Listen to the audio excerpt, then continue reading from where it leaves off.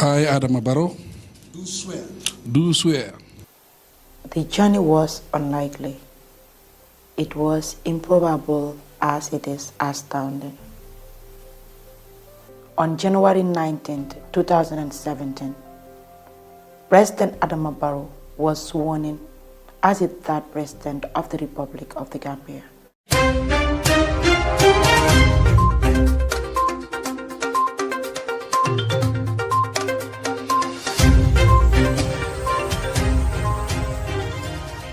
Mbadiŋolu President Adama Barrow anin State House ifelentide ye President la Johnny ñiŋ siya kullo botol teta President la Johnny kono.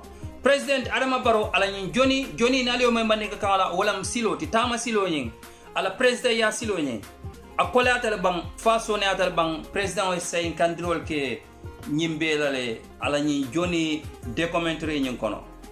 Nalla faka tenden kabulanno ma pour gagne Johnny Jube président wala nyin silo al tenden kabulanno ma Active TV nganawo kibaro bondale ñoto sama waji nak yaangi bëgg yag ci dëkk bi sa holiday yi gudd na lool sax vacances yi yag na waye dama ni na ñibisi ci sama réew investir wax nga dëgg sa safara man mako yor ci go ñu dem top ma ci sama waji da nga bari pexé de top ma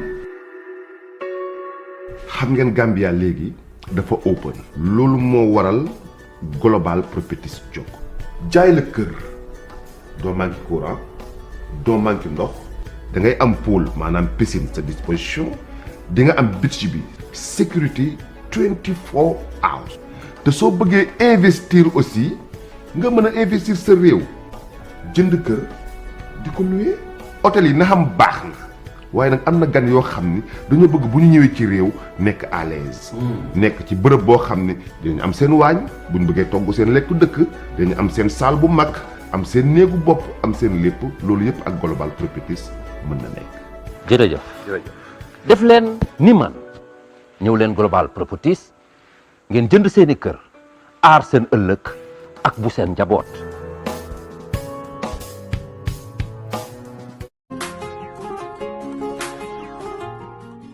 Are you a resident of France or its surrounding countries and still wondering how to send your packages to the Gambia?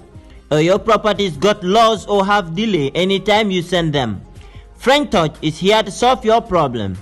French Touch sends all kinds of goods except what cannot be fit in container. They don't only stop at sending, but they also sell goods like fridge, mattresses, good quality carpets, furniture and many more. Inata bullo jora on la karola ufanan kenna ma be wiye cemento bije adadi ma na kenna ma nyulu man dangali o damba fanana de ikamoto ki anin ka wafi nin dadi ma fanana nyin tuma yesandiro kenyilma ika wafi ma konopal ime batandi dunu sikala ye dokula so do milyan ko sobe yata bake ifon le kela bakaso samba fela la bungo kono French Touch fela sabateri ngale kiti sila balakan gunjur birkama highway ise ka chanyo ya nino ninyin nombala alkami jeskiri.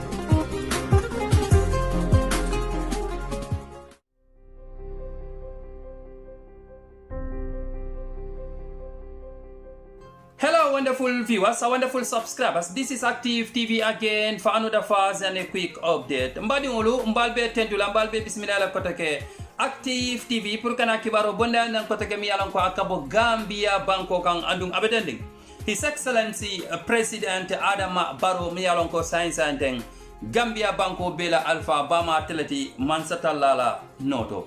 The President of the Republic of the Gambia, President Adama Barrow, and the State House see the President Johnny live for Gambian Stosi. Mbadingulu His Excellency President Adama Barrow and in State House dame yalonko abasabatiri wolto mi yalonko ila Facebook page and ila social media page ifelentide ye bankier ka President Adama Barrow la Johnny la ala Johnny wala mala siloti ala silo mi yalonko wala mala President ya siloti President Adama Barrow ada fon diamata ka sayin kandirol ke ala Johnny la ala silo la atilin telebang fa jenge telebang fa kolea telebang fa sonea telebang.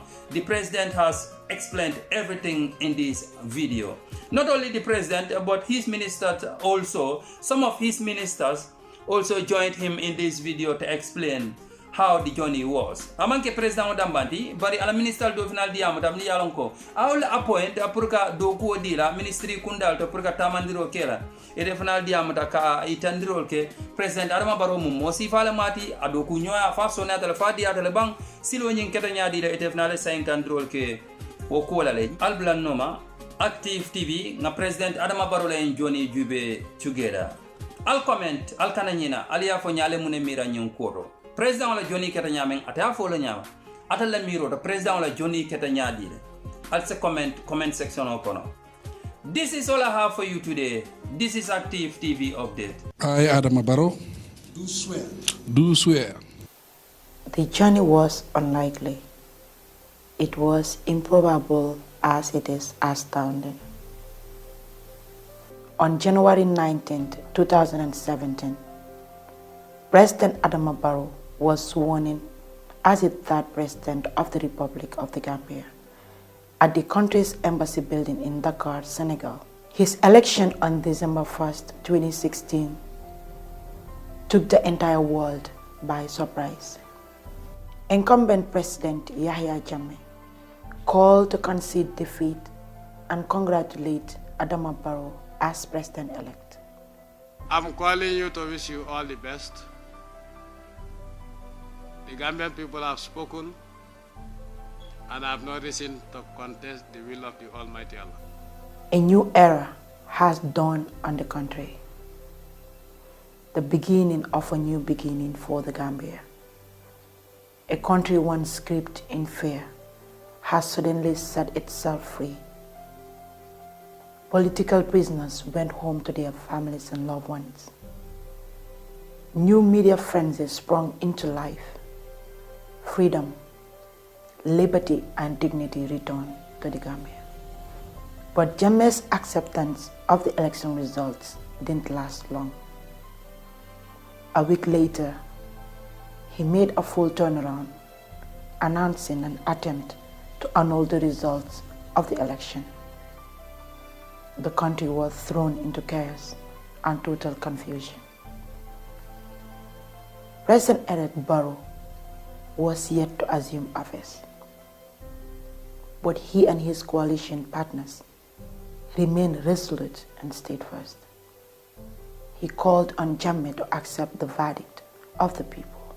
The outgoing president has no constitutional authority to reject the result of the election and order for fresh election to be held.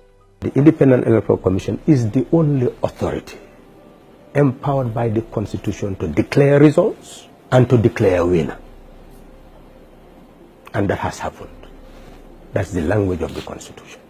The Gambian people have decided, and their decision is supreme. Power must be transferred to the winner. An impasse ensued and the country was at the brink of war. Regional leaders and others around the world stood by the Gambian people and ensured democracy and the rule of law prevailed.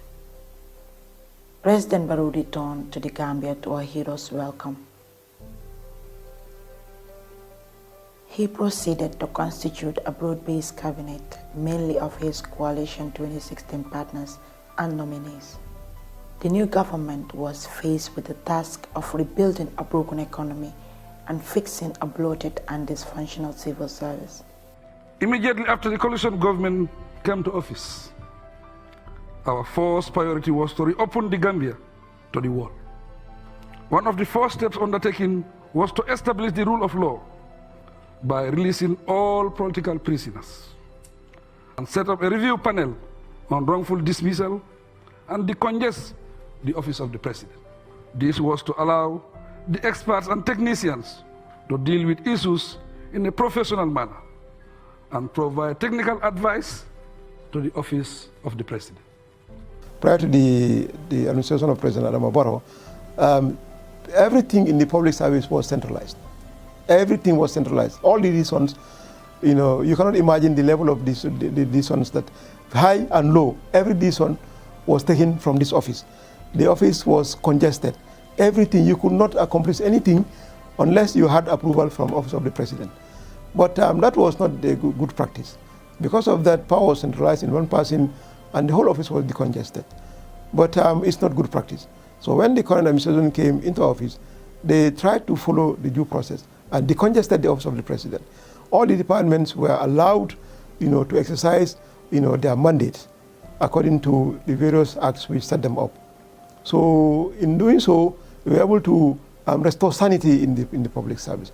We were able to restore confidence in the public service, so that now people are free to use their initiative, to use their creativity, to improve the work performance. The working environment, I believe, is improving because that is the ultimate goal we want. We want a civil service system that is transparent, that is competent, that is professional, that also follows rules and regulations based on fair play for people to self-actualize and for us to achieve our objectives. Today, civil servants, at least have more confidence to work in their respective areas. And this is very important, that if people are given all the resources, they are given the latitude to come up with initiative to improve whatever they are doing. In the past, we all witnessed what happened in the past, to the extent that everybody is scared. You are even scared to take initiative. You just allow the status quo, nothing more. Nobody want to challenge the status quo. Nobody want to change the status quo, because if you do, because it doesn't favor someone, that person, even a driver, can cause your dismissal. The reform program is wide and encompassing and addresses a lot of areas with a view to improving performance in the civil service. And it looks at pay and grading, it looks at performance management, it looks at pensions, it looks at reviewing the rule books, the general orders, the public service regulations, the code of conduct. All these things were revised with a view to improving performance in the civil service. 2017, the PMO conducted a general staff audit, the whole civil service-wide staff audit. That accounted for over 3,000 ghost workers, and this saved government over $10 million a month in terms of wrongful salary payments. Again in 2019, PMO conducted another staff audit. Again, we saved government close to $8 million on account of ghost workers. That's the time we came out and worked out a model to increase the salary of the workers. And we are not stopping there. We are now doing salary review. By July, I have spoken to my Minister of Finance, by July, you would have implemented the salary review. The civil service reforms are very impactful in what we are doing, because when we came, we found that it is unbelievable that a pensioner will be receiving $150 or $300 per month after serving your country for almost 30 or 25 years. The 50% salary increase for the civil servants and the 100% increase for the pensioners included this year is the alcalos and chiefs. That is just the tip of the iceberg. We are coming back, and this time we are saying it is bottom-up approach. The most vulnerable, the most ignored citizens of this country will be the priority. A new government also quickly set out to fix the country's battered international image and broken relationship with development partners. President Barrow led several high-ranking delegations abroad to rebuild the country's relation with friends and partners around the world. He visited the United Kingdom, the first of such visit by a president of the Gambia in over 2 decades, where he had meetings with the Queen and other high-ranking British government officials. The Gambia also rejoined the Commonwealth and re-engaged the European Union, 2 important development partners. The Barrow administration also cancelled the country's notice to exit from the International Criminal Court and also revoked the attempt to change the country's name. My government continues to build on its diplomacy to return the Gambia into the rightful place in the community of nations and organizations. One of these is the Commonwealth. And we are delighted by the readmission of the Gambia into the Commonwealth of Nations. There is no nation that can live today in isolation. We are part and parcel of the international community. And if we decide to exclude ourselves, it's to our own detriment. And I think the wise decision was taken by the president to get us back into the Commonwealth, into ICC, and then chart the way forward based on our participation effectively in all these international organizations. We want to be friendly to all the countries around the world. That's why we are engaging all countries in the world. Our diplomacy is a very friendly one. That's why today Gambia is benefiting. So our position is to foster peace based on neutrality and work together as one big human family, trying to put emphasis on things that bind us together rather than things that will divide us. I've been in this for quite a while now, though I'm young. I know sometimes the work of our diplomats are not easy with little resources. And what makes the difference is the dynamism of our diplomats. And you follow the election of the Gambia to the Human Rights Council, of Madam Janet Salanjai to the African Commission. I think our ambassadors deserve a lot of commendation for the excellent work they are doing with very limited resources. We have very, very good connection as far as ECOWAS is concerned. That's why today, as we speak, Gambia is expecting to be, we are already, we will be the president of ECOWAS for the next 4 years. President Barrow came face to face with the dire conditions in the country, the grossly inadequate electricity supply, the bad conditions of the roads, particularly in Banjul and the Kanifing municipality, and the near total absence of a national infrastructure in many parts of the rural areas. Expectations were high. President Barrow and government knew they had to act quickly to address the situation, and controlling the electricity supply in the country was fundamental. When we came, the infrastructure was very, very old, and we were challenged with a lot of things. Our generators were old, our infrastructure was old, so we needed to fix all of them at the same time. The Gambian people protested against me after 6 months because our capacity was 40 megawatts. Today, we are up to 100 megawatts. The TND, we are losing up to 21% alone when we are transmitting. That alone was very, very, very serious, very bad. And when I was coming, electricity costs were between 17 to 19 times a day. Today is less than 2 to 3 times a day. It's because we improve on the infrastructure. We took over when it was like 45 megawatts available. Now we are more than 90 megawatts, and we are planning to increase more through the OMVG interconnection. Before the end of December, we would have connect the Brikama substation and the Jarasoma substation, and immediately we will access 50 megawatts from the dam in Guinea, that is Suapiti and Kalita. What we need as a country is 80 megawatts at that time.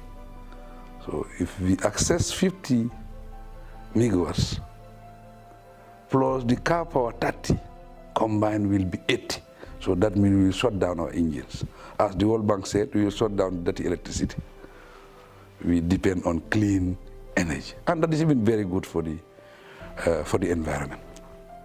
We want to make sure people access electricity, and in this roadmap, by 2023, Gambia should have universal access to electricity. Basically, we are targeting about 85% of Gambians to access electricity, because electricity is a game changer. We are electrifying more than 200 communities in the Sierra Leone area. We also have the ECOWAS, project, which is connected to the OMVG. There's also an access project to get access to the communities. That also more than 200 communities to be connected from Soma substation, American substation. So North Bank Division, LRR, and West Coast region will benefit from that project. I'm happy because we have electricity in our village here, and the benefit is at that time we used candle to study, but as now you can see we have electricity. We have a light, so we can use it to study well. dole fana be hala mobile kya yolale sinda fir yolulo nganda fana yolulo nganda television ol ke kala na mobile ol kya kiji ibaji la ko be kala dole fana yiri wa dolete katum fana meta nyen ko la basila alhamdulillah rabbil alamin afela nga kuran soto jang sa o ketan tole sew daldi. Most of the people are migrating from their villages, going to the cities and towns. But the moment they have electricity, there is no need for them to move because they have gotten whatever they want to do back home. So that's why the universal access should be by 2023. By 2025, the whole country should access electricity. And if you look on, looking at the target for Africa, one of the SDGs is 2030, universal access. But with Gambia, we will achieve that 5 years earlier. When President Barrow assumed office, he found the country's economy in really bad shape. Financial discipline was out of the window. The government operated several accounts, opening the public purse to corruption and unauthorized expenditures. Worse still, the bad governance environment under the previous government had led to a big drop in the amount of support the country was receiving from its development partners. The economy was broken. There were a lot of uncertainties. If you look at the economy at that time, growth was between 1% to 2%. But along the journey, today, growth is about 6.1%. Our debt to GDP was 120%. Today, we are around 66. At that time, Treasury bills interest rates were at 23%. Today, interest rates have gone down to 4%. Banks were lending at 30%. Today, it have reduced by 50%. Now, banks lend between 15% and 16%. Our income that we generate, we struggle to collect 500 million per month. Along the journey now, we are collecting up to 1.2 billion. That means our collection have increased by 100% plus. The debt situation has really been mind-boggling in the sense that 5 years ago, we were talking about almost 129%. Now we are talking about 78% within that range. I think what has been realized is the fact that the policies that have been in place in revisiting, number one, the way we manage our economy. We insisted that debts are no more for consumption, but it will more of an investment. And through our fiscal discipline, we have been able to contain the expenditure, and the expenditures were also directed to sectors.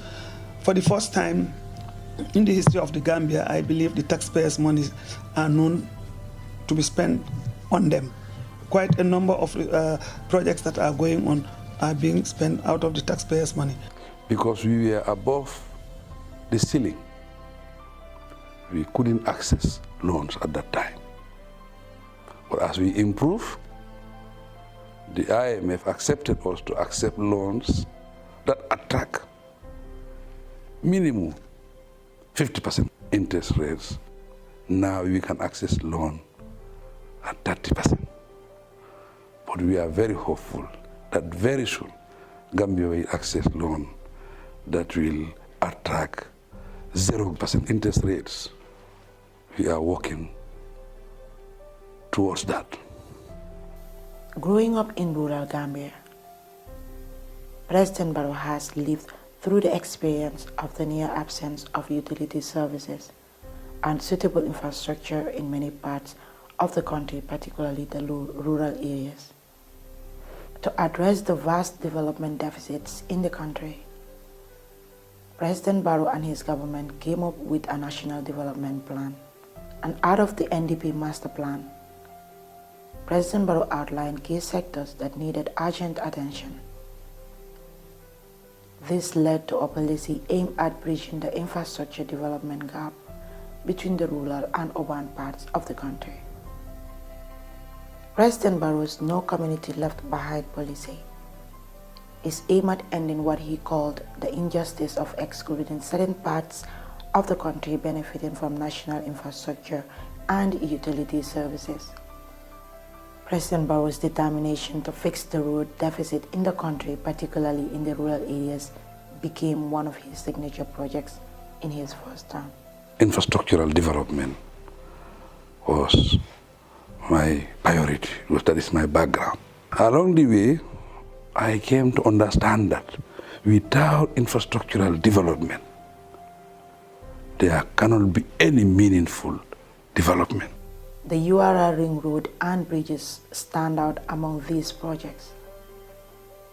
Bridging the River Gambia between Basse and Wuli to connect URR North and South and end centuries-old suffering of people crossing the river in makeshift boats is huge. Besides the URR Ring Road and bridges that finally brought the country's vast eastern region into the national highway system, there remain several communities of the highways. President Barrow and his government have laid the foundation for the construction of feeder roads in the rural and urban areas. We all know that when His Excellency took over, the main talk was about the National Development Plan, NDP. And the NDP was supposed to be donor funded up to $1.7 billion. And we went to Brussels, and there was all kinds of pledges, but for one thing and the other, aside the fact that it would have taken a long time to get the financing, the COVID happened and everything collapsed. So we could have said, well, we had this plan of the NDP, there is COVID, we should stop. We should wait until, and then this 5-year of his presidency would not have accomplished much. But he did not stop there. We did not stop there. We have been able to increase revenue. We have been able to reduce the consumption. We have been able to redirect our resources, not for lavish spending, but these are critical areas that we have been able to make savings. We also have instruments now. That's what we call the innovative financing, in the sense that what we are now issuing, example, the bonds that we were issuing, the rates before, you're talking about 20-something%. Because we were able to issue bonds into the market, which was oversubscribed, it has gone down to single digits.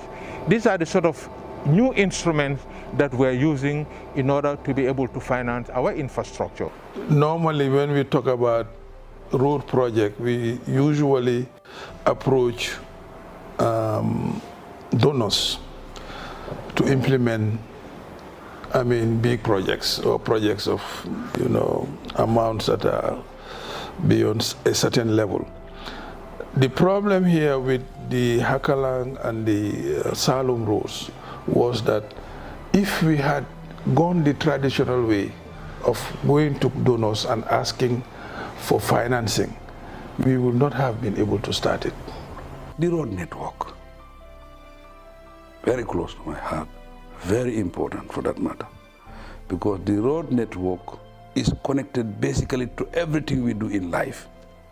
If you want to access the health facilities, there must be good network.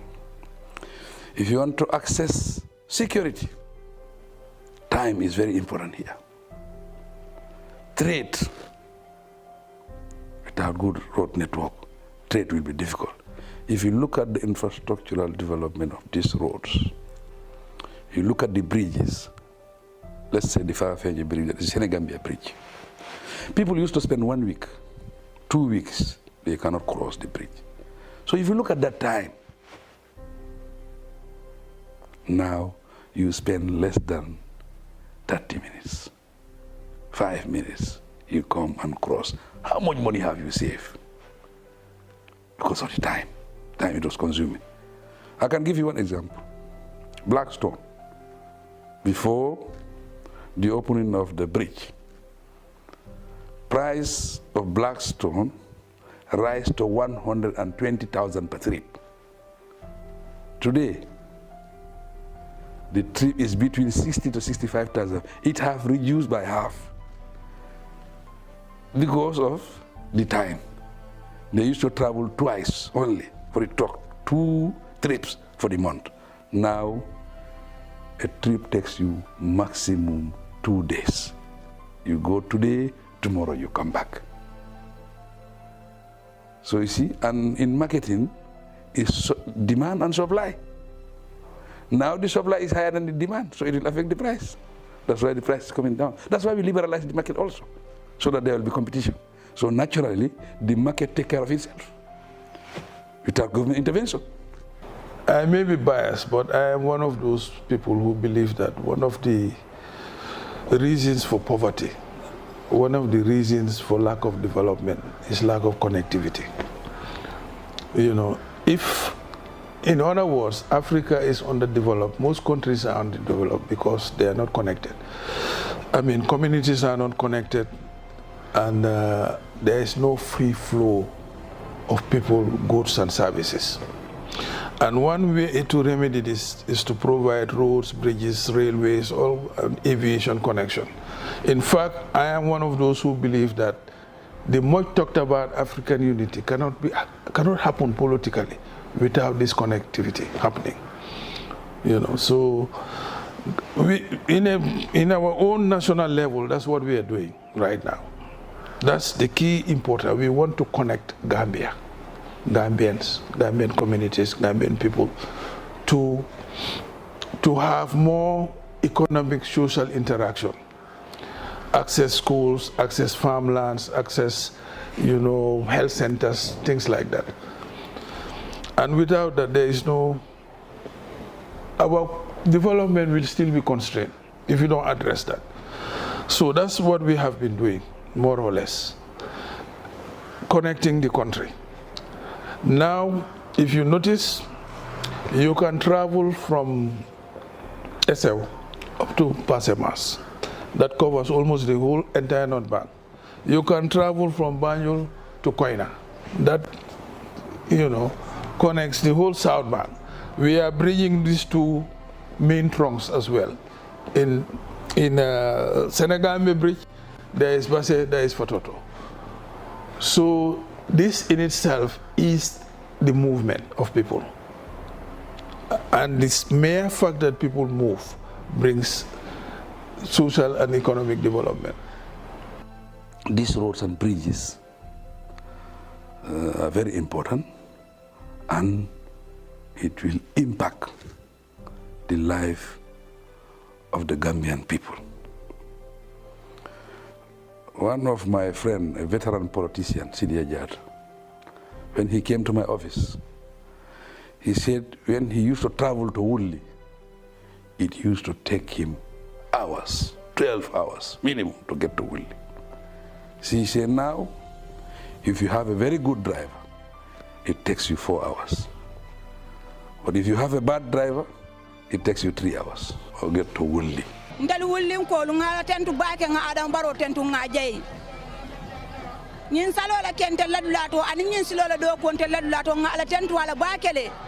Akontano sembo wartambalo kon la baake. Nimmoto tiebe nar nenka ndejigila na bada ma fa ko nyahani sila obulata le meta saloleka. Nkai salo ako nkai na bula ba ko na ako nyahani sila obantale. Ba ko na bulo oda fakatale silang idingi la kaneme kabule jiyo ko no oda fakatale. It is my slogan that no infrastructure, no development. So infrastructural development is very important. If you're looking at the markets that we build, the environment it have created, the life it have impacted, I think it have made a huge difference in the life of the people. And we will continue doing that in the future for the best interest of the Gambia. And I think every Gambian will listen to me carefully and understand why infrastructural development. If you want to expand the health sector, you cannot expand it without the infrastructure, without the infrastructural development, without building hospitals, creating the environment. You cannot expand the health sector. And that's what we are doing. The Barrow administration knew it has to do something about the country's agriculture sector. Over 70% of the country's workforce is engaged in agriculture, directly or indirectly. And to help increase production in agriculture, the government launched a massive intervention program to assist farmers and women horticulturalists. You cannot develop agriculture without infrastructure. Right now, we are doing a lot of infrastructural development because the canals, we are temporal canals. Now we are building permanent canals that are concrete, that can last for years and years and years, and it's more efficient, it's more effective. Industrialization is a process, and that process are interlinked. We have the value chain also, that is about $80 million, the value chain. That is also about rice production and horticulture. If we don't improve our rice production in this country, it will be difficult for us to be self-sufficient in food production because rice is our staple food. So that project will address rice production in this country. So around CRR, North and South, and the URR, the project is more concentrated in that end because we have fresh water, whereby you can have tidal and also some pump irrigated. Since I assumed office, we are able to do a lot through President's support under JICA, that's the Japanese grant. So they were able to purchase almost 50 tractors so that at least our small-scale farmers and the potential farmers can have easy access to plowing. Because without implement, it will be difficult for farmers to have access to plowing. And the land preparation is important. If you don't prepare your land well, you cannot even have bumper harvest. We are starting with storage facilities because we believe that without storage you cannot preserve perishable goods. That's why we are starting with the infrastructural development of storage facilities, countrywide for that matter. The government also is able to have a project which is $80 million project. That one is to enhance agricultural production and the productivity, especially the small-scale farmers, commercial farmers, and the private people to have access. So it's very important because without those kind of projects, it will be difficult for government to do everything. That project is going to establish almost 15 cold storage facilities. So this year, they're going to construct almost 3. Then the following year, they're going to construct some again because it's a 6-year project. Dolla ñoo fel sate kono jang na ko wala mun na balu tati par anata kenye ko le akubati ñin sate kono jiko kata nye problème moti jang do kudula kata nye problème moti jang ngata ma fosi fo wulu mawto ngata na ko bonje nin tilo kandite la muso kun kilingo ibuka hanyi kata nye wulo kon ala nata ke nimman sakunda nata mbulo du ñogono ami fabure la nyaton kaya kono inata ngadi na ba kata chika sate na chika inata dinna inata makoy tankoto ye makoy gieto nata drip line o kenyeje nyo fele musoli ko nganda hajul sabola ntol buka julo saba na insate ko no jansayi e kanale dorong ye du montaro talan konon to len kadum nin dunta talan konon to 12 len ka ji nin jita 12 mobe tela hajola ay batata lan kanne ay koleya talan kan woto sayimbe man sakunda tentula mbe jayila ibo kata ko min ke kam musole fo ala sa ke nyato ta koti minima soto ase futa wol fanaya kila hormod katun tol buka da nyinda mala nka bebi kon fanando kule mi yalon ko ka transport kata holani so bebi kona do ko man ko le ni nga fi doron dripo la banta fo nga binde abanta jibon nale bije ka jibon doron 30 minutes na gadino yelo don gadino nyimbe se supply wo na mota dron ka kata holan fo ni kuma dine ko nyata la ko do kama airport ngana kama na amam balin na haji dolla.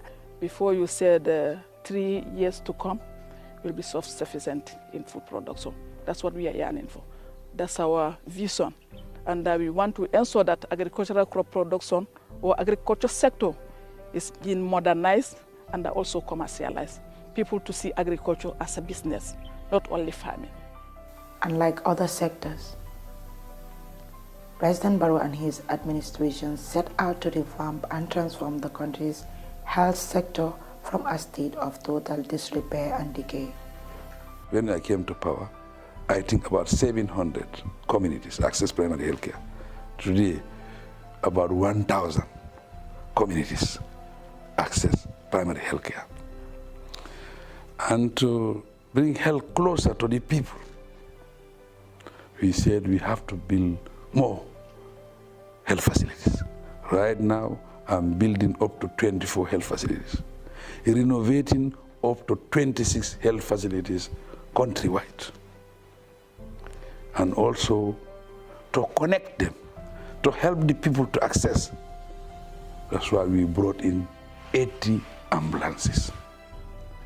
We are just having 65 ambulances countrywide.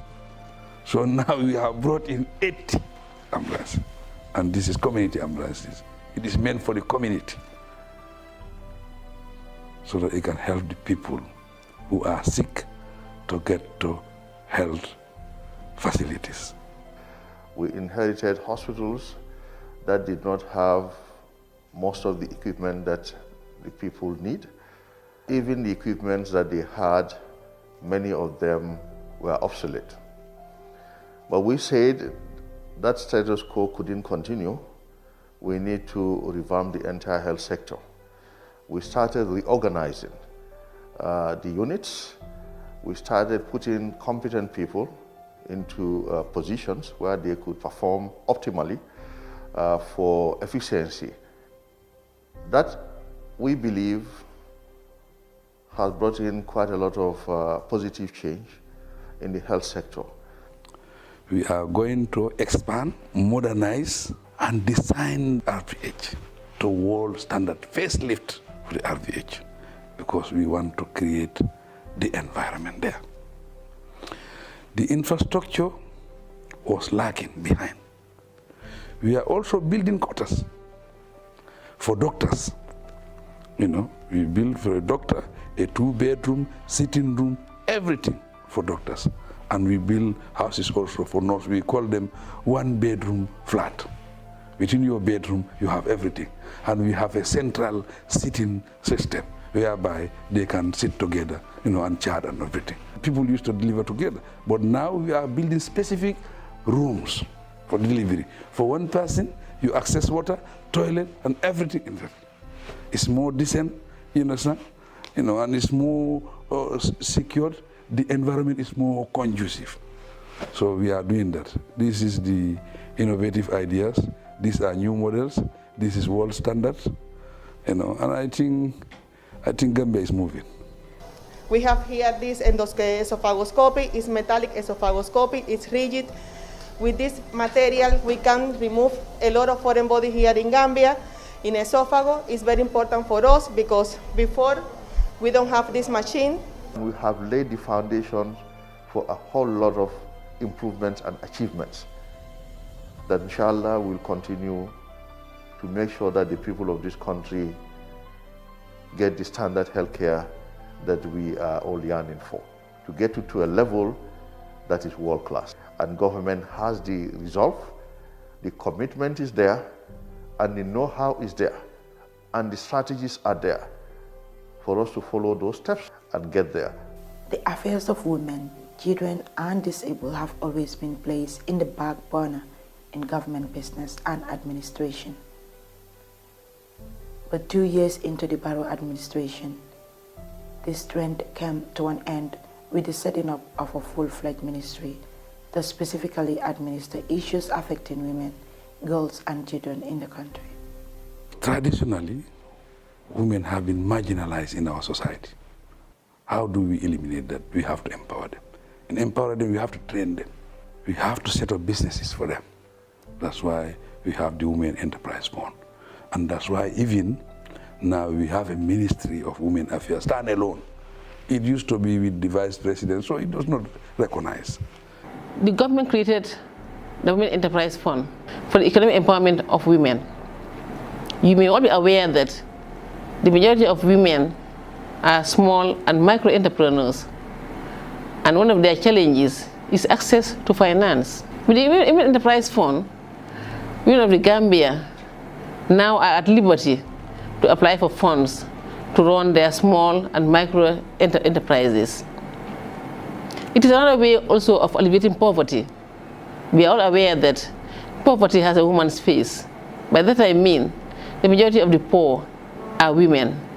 We have reached out to 453 women's groups across the country, and that is 9,000 women beneficiaries. And we have disbursed $17 million to these women. All of this is funded by the government of the Gambia under the leadership of President Adama Barrow.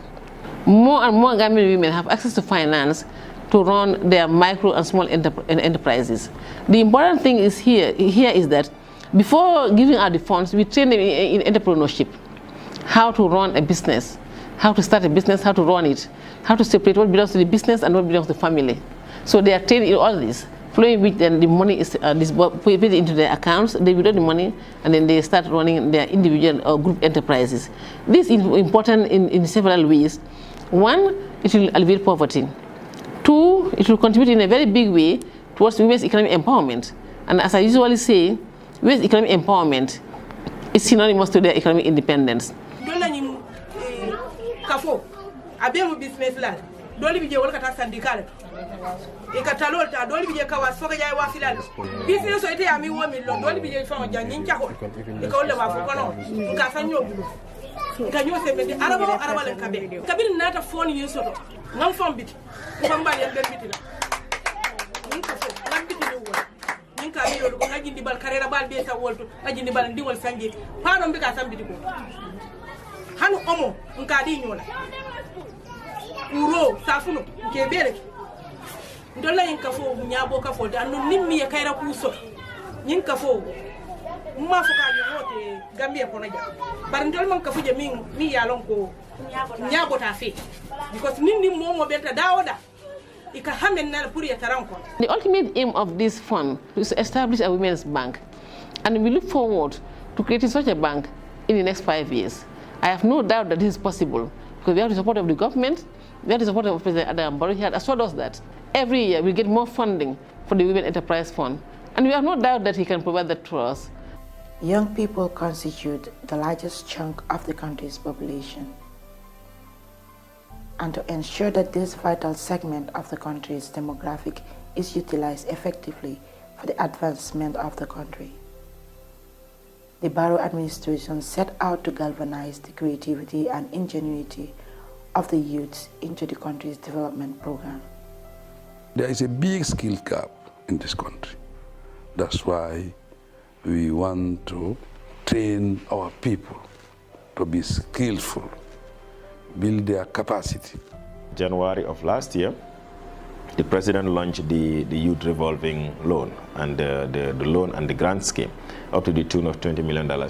And so far we've had a lot of young people that have passed through NEDI and SDF, and they've been supported with some between 50,000 to 500,000 to either establish new businesses or to expand on the existing business. And that is also meant to ensure that, not being xenophobic, but encourage Gambians to take up the informal sector and be the ones that will control the businesses that we have in this country. So all of these are initiatives that government have put in place in the last 4 or 5 years to ensure that our young people are supported, they are empowered, and they are trained. It's important for us to have our youth employed because they are migrating.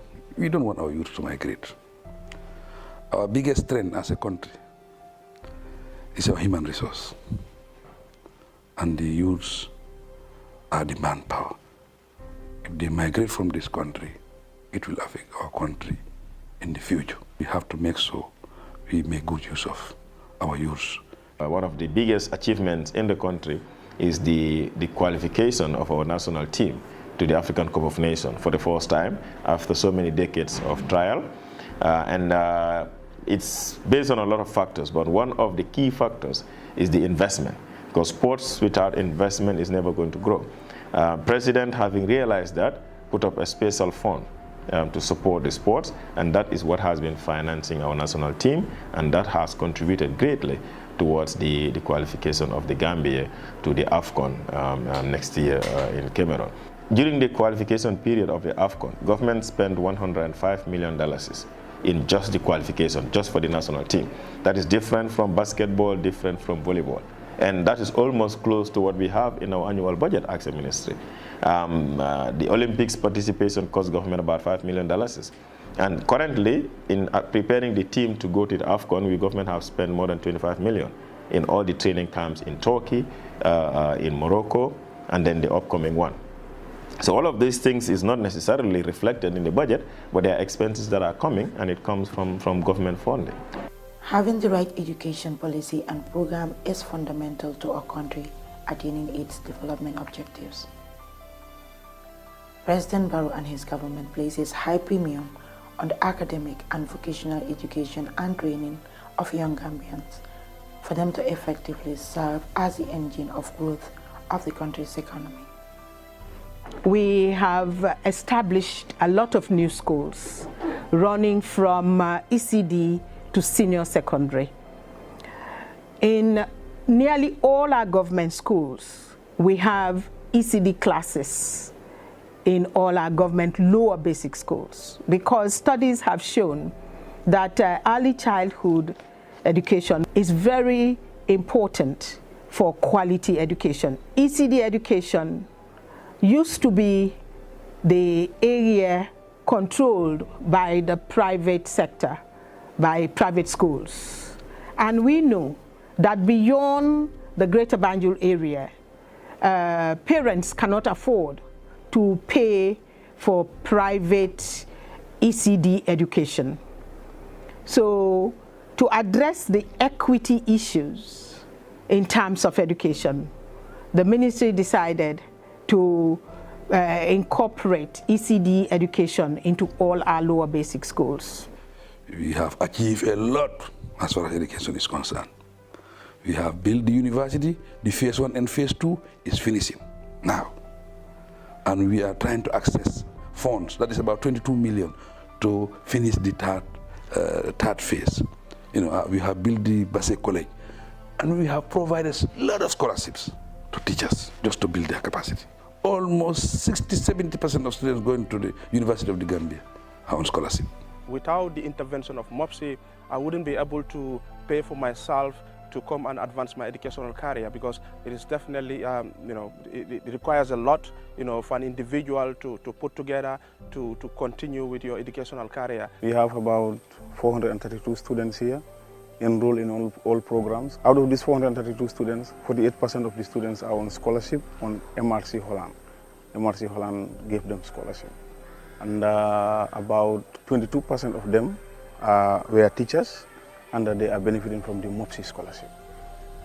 They are in-service teachers, either in the advanced diploma secondary or advanced diploma primary. And then another scholarship package is also around, that is SOS, those sponsors some students, and then area councils and other philanthropies. So that is about 10% of the students. So mostly here, it is about 20% of the students that are not on scholarship, and most of them are Islamic students. So once they have the requirement that donors look at, then they are given scholarship. And what is most interesting is some of them are from the communities here, and they have been in their communities doing a lot of things in the communities. They have the requirement, but they have not gone to college. But when this college was established, I can give you typical examples where an imam in Galemanda, one Mr. Job, is enrolled in the college here. He's the imam there, and he is a student here. So that shows that many people have requirement, but due to access, it became a problem. But once the access was there, then it became easy for them. You go to Pasamas also, we have another guy there who is a family man who is having 2 wives here as a student, and is pursuing the diploma program. He also graduated since we don't have the grade system. He graduated with Form 4 with very good results, and he's also enrolled here. He's also benefiting from such. So you can see people from diverse walks of life, from different communities in URR and CRR here are benefiting from scholarships. So I think the coming of the college here is very timely. From 2017 to now, you go to CRR, and CRR North in particular, where we had a lot of out-of-school children. A lot of children were out of school. They started with temporary classrooms. Now you go to places like Kir Alasan, Tamba, and all those places in CRR North. You will find permanent, beautiful classrooms that have been constructed with water supply, solar system, and all those. But those schools started with temporary structures, makeshift classrooms. But all that is what has increased the enrollment. If we had left those children out because there were no classrooms, we would not have been talking about enrollment increasing from 500,000 to about 700,000 or over 700,000 now. We started off with free girls' education, but now it is free education for everybody, both boys and girls. Nobody pays school fees from grade 1 to grade 12. Children can go to school from ECD to grade 12 and not pay, and they're not expected to pay any fees. It's free education. Tuition-free education is what we have in the Gambia now. And apart from that, textbooks are also provided free of charge from grade 1 to grade 9. And for senior schools, schools are paid $2,000 per student for their textbooks. For examination fees, some of us might understand that there was a time children or students would get up to an examination class. And because their parents cannot afford the examination fees, now even that has been waived. Nobody pays for grade 9 exam fees, and no student pays for their grade 12 examination fees. It's all free. So that is why everybody has the same opportunity, whether you are in the Greater Banjul area or you are in the remotest part of the country. Most of the schools are in remote villages. They don't have enough housing for teachers. So that's why we are building now teachers' quarters for teachers. I think we have built more than 1,000 houses for teachers, and we will continue doing that, so that if you are living in a village, you will live as comfortable as somebody who is living in Serekunda. That's why we are talking about decentralization. Decentralization is not the location alone, but to make sure that facilities are the same. You access everything: clean drinking water, electricity, good housing, those kind of things. Decentralization cannot work if these things are not available. That means you create the environment. If you transfer somebody from Serekunda, he feels that if I move to Basse, it's the same thing. If I move to Koina, it's the same thing. This is what we are trying to do. By the time the Barrow administration came into office, the country's tourist industry was on the decline. The brief political impasse only made it worse. But due to the governance environment, the country's tourism sector sprung back into life. As a government, we are faced with these challenges of rebranding our country internationally. The narratives of our country, we needed to redo them again and give it a different image. Number one we did was to make sure you improve on our governance, because governance is key for any investor in any country. And by making sure that our narrative become different overseas, that attracted people to put in their money in this country, because they know that when they are aggrieved, they go to court, they will get justice. And that is key in determining investment for any investor in any country. Tourism is very important to our economy. Between 20% or 25% of our GDP is from tourism. And they create employment for about 200,000 people directly or indirectly. So tourism is so important, it's huge. When we came to power, tourism arrivals increased by 28%. With the OIC coming, we are coming to build the biggest and the first full 5-star hotel. And also with the conference center, we can use Gambia as a conference destination. So that's why I told you, no infrastructure, no development. Definitely, definitely. We believe Gambia is a right destination, that with little bit more efforts, we will get to where we are heading. During the previous administration, the Gambia's image internationally was synonymous to its government's encroachment and abuse of its media practitioners. Arbitrary detentions and disappearance and the killing of journalists was widespread. President Barrow came into office with the promise of overseeing the growth of an unfettered media environment in the country. For 5 years now, the Gambia has sharply risen away from the bottom list of countries with the worst record against journalists and media freedom, to one championing the cause of a free and open society with high level of media freedom and activity. For the first time in more than 2 decades, the Gambia has seen continuous progression in terms of its ranking in the Freedom of Information Index.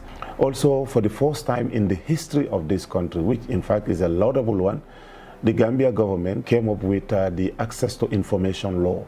This 5 years ago, in 2016, were not actually available to Gambians. Sometimes people come to me, I think the freedom is too much, but we believe that we fought very hard to make sure that the media is free.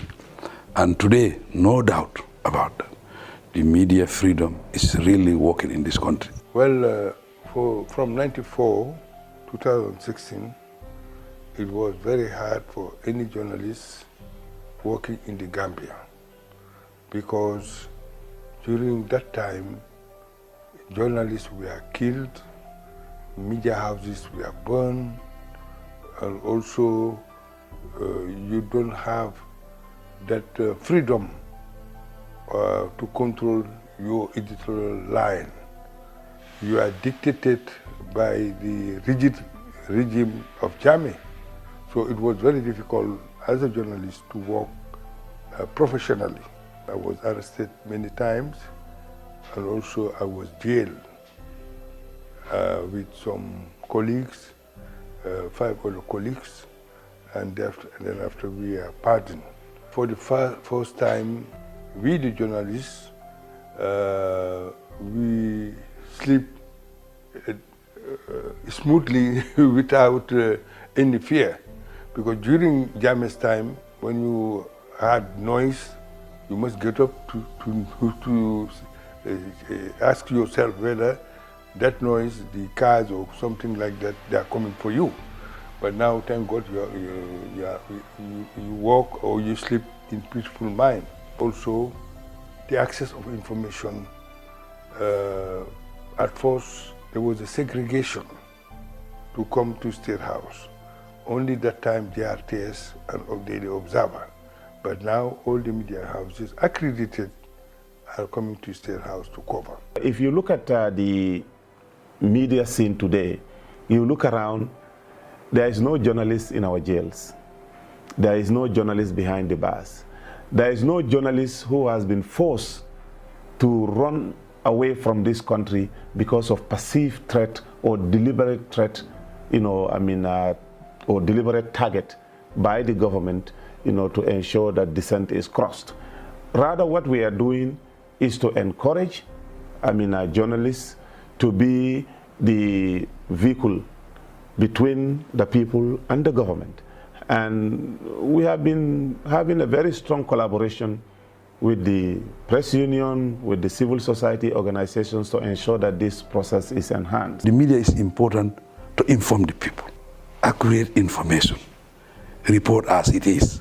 I think that is very, very important, because the Gambian people want to be informed. We will just advise them to be neutral. Let them report accurate information. We don't want Gambians to be misled. To me, they are our partners in development. You cannot develop without the media. So the media is very important. So you have a very important platform. Make good use of it. It's a very good trade. You can use it as a business, but genuine business for that matter. And you can help your country. And I think every media person, every Gambian should love your country. If you love your country, you make sure that you help your country. How do you help your country? Giving information that is correct. President Adama Barrow is a very tolerant leader. He's somebody who understands that democracy comes with a price. And that price is that so long you are leading a democratic nation, people will criticize a lot of things that you do, even though some of those people have very little idea about, the processes. But this is the type of price that you pay when you commit yourself to democratic governance, when you commit yourself to democratic pluralism. Everything that Barrow does, he will talk about the rule of law. If it is lawful, we can do anything unlawful we cannot do. And the atmosphere we created, we make sure that our police force respected, our security forces respected everybody. And everything that was done, and the country becomes safe. If we had an autocratic president who doesn't listen, who thinks that, it's dictatorship and all that, there is no exchange, then we will not have been able to accomplish what we accomplished during these 5 years. Because it's a lot. And the only reason is because of His Excellency Adama Barrow. He played his role, he played his part. He's one unique leader that I guess everybody would want to work under him, because he doesn't control the ministries. He allows people to operate. Of course, if you want to deviate from his goal and aspiration, he will bring you back. But the most important thing is that ministers are kind of working in a free environment and be able to come up with ideas and discuss with him. And so far, for me being here for a year plus now, almost everything that we have come up with, I go to him, he will ask questions, but in the end, he gives us the approval to go ahead and do it. And we are appreciative of that kind of leadership, because that is what allows people to be innovative, to be able to think and be able to do the right things.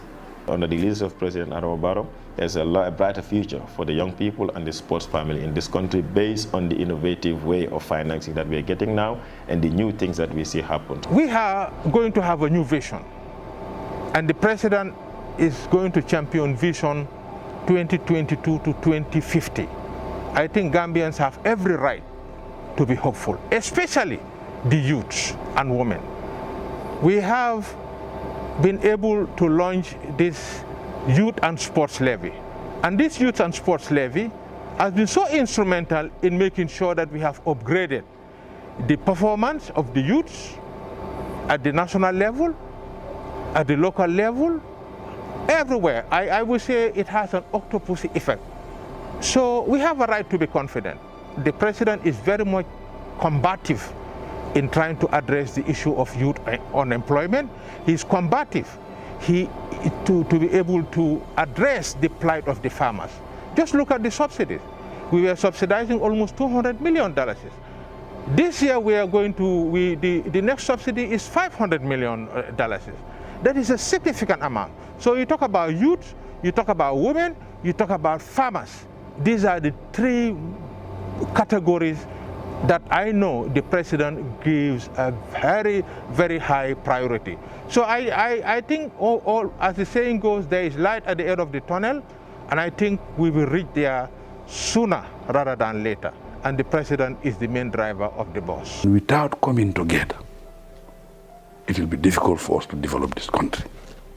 Our strength is unity. Let us be united as Gambians. I'm on the campaign trail, trying to report back to the people after 5 years. I'm taking stock. I'm assessing what we have been done for the past and what we have for the Gambian people, the future. But we have a lot for the Gambians in the future. We have the health insurance, see? We have the fisheries project going on. And also, as our local representative, we're going to pay them salaries for the first time in the history of this country. And also we are going to implement the salary review that we have done recently by 1st of July. And I am promising Gambians that I will continue with my infrastructural development. The sky is the limit for infrastructure in this country. With roads, I will do more roads.